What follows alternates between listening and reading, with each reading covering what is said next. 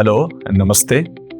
I'm Ketan Kang from 192 Consulting. In this video, we will talk about the concept of equity shares. Before going into the procedural aspect of reclaiming the shares from IPFA, we should first understand what is the concept of equity shares. We should also understand why a person seeks to invest into the shares of a company. When we call shares in normal parlance, it is generally presumed that those are equity shares.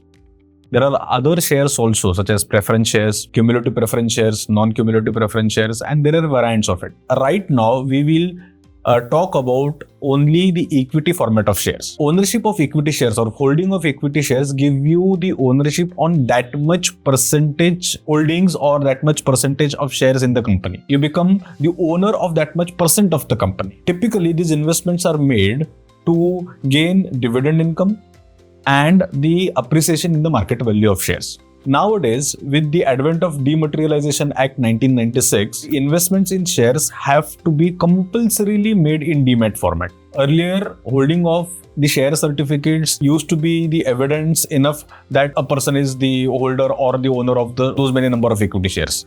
But now, the concept of share certificates is gone. The concept of demat account is in vogue, and the shares have to be compulsorily be held in dematerialized format or in demat account. Demat account is held in a market intermediary which is called as DP or depository participant. Depository participant is a SEBI registered entity which is legally allowed and entitled to carry on the activity of opening demat accounts and facilitating the credit and debit of the shares to that account. In today's technological era, all these shares can be seen on the computer dashboard of that particular DP by a shareholder or by an investor sitting at his home, which everybody is aware of. Equity shares are also based on the high risk, high return principle of the market. That means if the company stands to gain, if the company is profitable, then equity shareholders get the high returns as compared to other shares or other shareholders, such as preference. But if the company stands to lose, the risk is also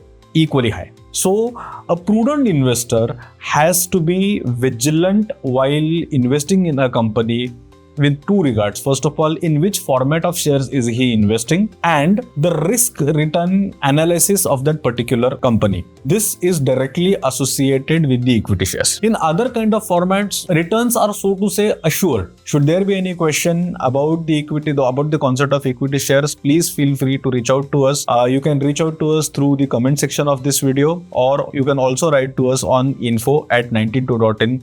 This is Ketan Kang signing off. Thank you so much.